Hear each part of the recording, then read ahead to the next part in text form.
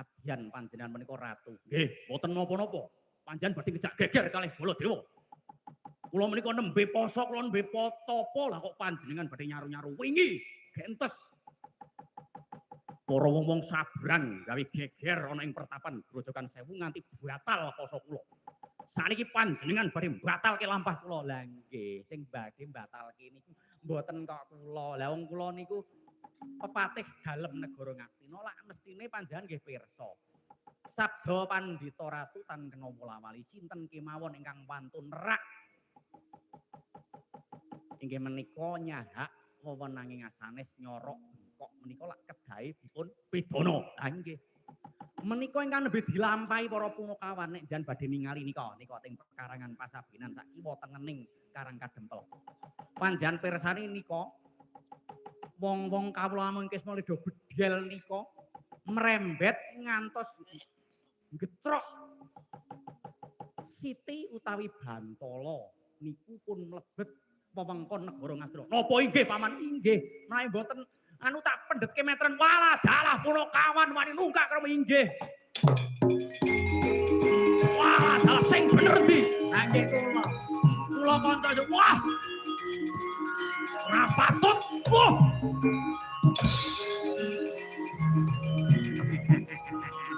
Ati muter-muterke wae.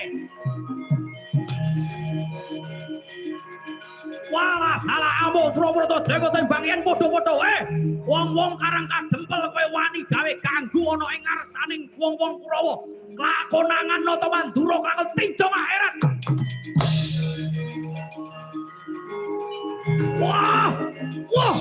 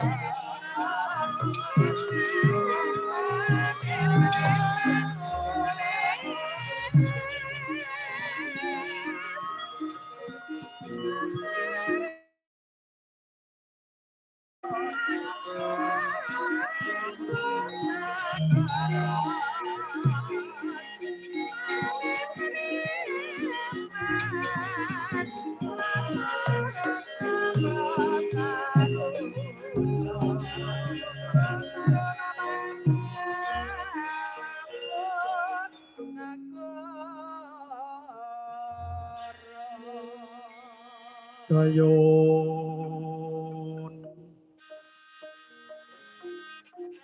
kati uping angin sumyak swarane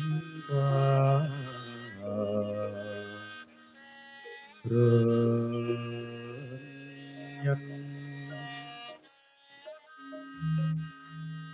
samirana mawar lawan wiyores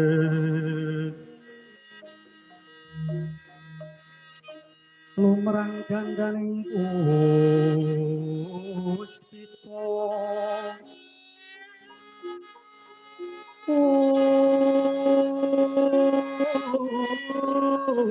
karengguan putani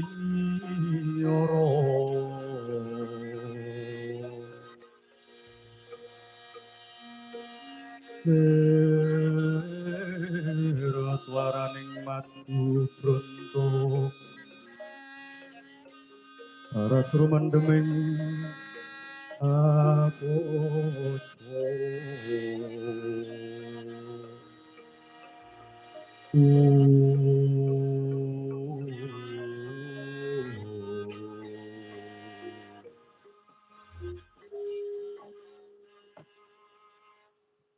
leri lara tandure